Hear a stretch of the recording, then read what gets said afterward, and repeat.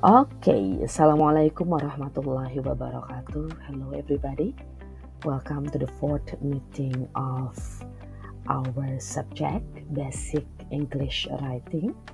And this week, we will focus on word order. So, what is word order? Okay, word is kata and order is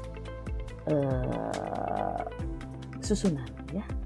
According to the Merriam-Webster Dictionary, word order is defined as the order or arrangements of words in a phrase, clause, or sentence. So, word order artinya adalah bagaimana kata itu disusun dalam sebuah frase, klausa, ataupun kalimat. Artinya seharusnya kata itu seperti apa sih gitu ya.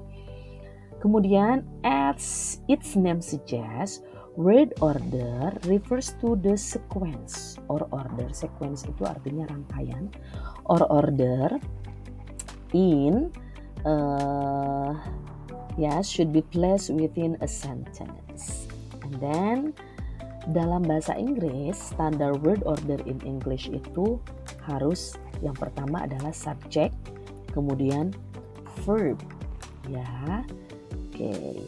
And remember, ingat bahwa kalimat dalam bahasa Inggris selalu harus mempunyai subject. Gitu. Dan biasanya subject itu muncul di awal sebelum verb. Nah, kita akan belajar bagaimana susunan kata itu, apakah selalu subjek duluan kah? Atau bisa nggak sih verb duluan? Ya.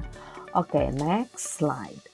Nah, ini adalah susunan word order yang normal. Bahwa verb itu ya biasanya diikuti dengan objek. Artinya verb itu dengan objek itu berbarengan, ya, soulmate banget.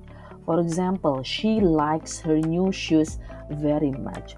Dalam kalimat yang normal gitu ya, bahwa likes itu adalah verb, dia selalu membutuhkan objek her new shoes. Jadi kalau ada kalimat she likes very much, nggak jelas. Likes apa, suka apa gitu ya. Maka dari itu verb biasanya dengan objek. Jadi artinya pada saat kita mau bikin kalimat dalam bahasa Inggris, verb itu harus ada objeknya. Ini aturan pertama ya. Next. Dalam aturan kedua, word order juga ya pada saat kita membuat kalimat yang tadi ya adanya verb, apakah verb itu harus dengan objek terus? Tidak. Di sini ada ya, kita berkenalan dengan place and time. Place, tempat, time, waktu. Poin pertama, the verb and the place go together. Nah, bisa jadi kita membubuhkan verb tapi nggak ada objek, bisa langsung ada place and time. For example, go home, pulang ke rumah. Home di sini it is not object, it is a place. Ya, kemudian live in a house, drive to work, ya. Nah, di sini ya bahwa time to work itu adalah time, a house adalah place. Jadi verb juga tidak hanya berbarengan dengan objek tapi juga dengan place and time. Kemudian the place comes after the verb plus object. For example, she met her friend at the theater. Jadi ada juga kalimat yang place-nya itu di akhir ya setelah kata kerja gitu. She met her friend-nya itu objek. Jadi dipisah. Kalau tadi kan go home dari verb langsung ke place atau time. Tapi bisa juga setelah kata kerja itu dipisah dulu dengan objek, kemudian place-nya ada di akhir. Kemudian time usually goes after place. Biasanya waktu itu diletakkan setelah tempat. Contoh, they have lived in the same house for a long time. Jangan they have lived for a long time in the same house. Biasanya Tidak begitu ya. Jadi biasanya for a long time-nya di akhir gitu ya. Kemudian, nah apakah bisa nggak waktunya di awal? Bisa ya, seperti contoh di bawah. Every morning Ben walks to work. Jadi tempat juga tidak harus selalu disimpan di akhir waktu, tapi waktu juga bisa disimpan di awal ya. Nah ini word order atau susunan kata yang betul dalam bahasa Inggris. Ini dua poin ya. Kemudian poin selanjutnya, susunan kata juga bisa ya dibentuk dengan adverb with verb. Adverb itu apa? Kata keterangan dengan kata kerja. Contoh dalam kalimat, some adverbs usually go before the verb. Biasanya adverb itu diletakkan dalam kalimat itu sebelum verb. Kita contohnya, Sinta always drives to work. Always itu adalah adverb ya. Ditulisnya sama kita sebelum verb. Nah, apakah bisa kalau adverbnya di akhir, Sinta drives always to work atau enggak? Nah, tidak ya. Lihat, biasanya kalau adverb selalu harus sebelum verb. Yang kedua, adverb biasanya diletakkan setelah to be. I was feeling tired and I was also. Also itu adalah adverb, artinya juga.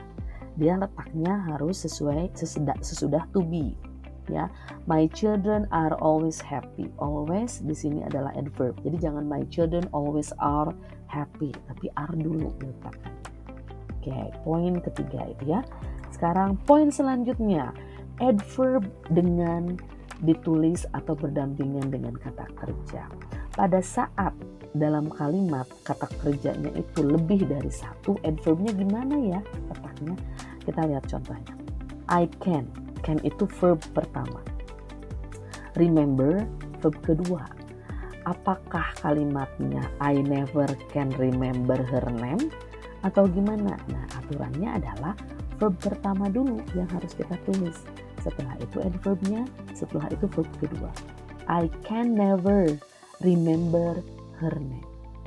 Contohnya begitu ya. Nah, the concert will probably be cancelled.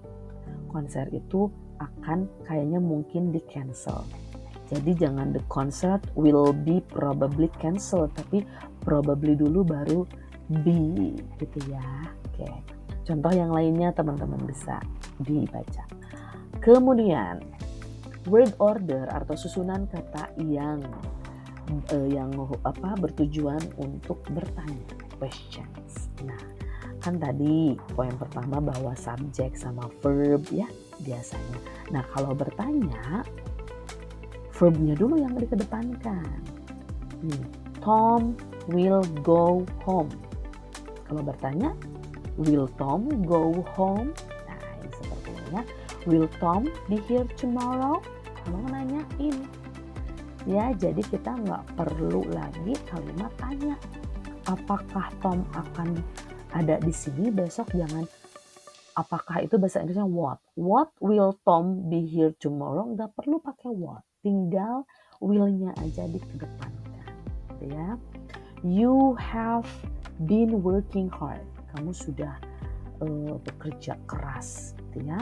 Nah, kalau nanyain, apakah kamu sudah bekerja keras? Have you been working hard? Jangan what you have. Jadi jangan memakai kata tanya. Meskipun kita mau fungsinya, kita tujuannya untuk bertanya. Tinggal dibalikan saja. Gitu ya. Oke, selanjutnya yang bawahnya silahkan dipahami. Oke, itu inti-intinya ya. Nah, itu tadi word order. Ini inversion. What is inversion? Inversion itu adalah bertukar posisi. Tadi kita udah belajar ya di belakang bahwa word order itu ya, tadi coba kita ulangi lagi bahwa kayak gini, ada verb harus objek. Jadi verb dulu kemudian objek. Kemudian ketika ada place sama time ya, verb dulu kemudian place. Kemudian kalau ada place sama time, place dulu kemudian time. Tapi time juga bisa di awal. Nah, Sekarang kalau kita berbicara tentang inversion itu adalah bertukar posisi. Ya, a special type of word order when a normal word order is reversed, inverted. Inverted itu bertukar posisi, ya. Kan most frequently the subject verb word order. Biasanya subjek dulu kemudian verb. Nah, kalau inverted bisa terbalik. Nah, dalam kondisi apa aja inverted itu terjadi? Yang pertama adalah inverted subject sama verb pada kalimat tanya. Nah, kalau kita tahu ya kalimat tanya itu ada who, what, when. Kalau kita mau nanya what are they, ya kan? What are they? Kalau kita mau nanya tuh apa sih mereka atau siapa sih mereka, ya? What are they? Kerjanya apa sih mereka? What are they bukan what they are. Are dulu kan yang tadi ya. Are dulu, verb dulu. Kemudian baru subjek karena bertanya. Jadi verbnya dikedepankan. Tapi lihat, ada kondisi pada saat kalimat tanya what itu berada di tengah.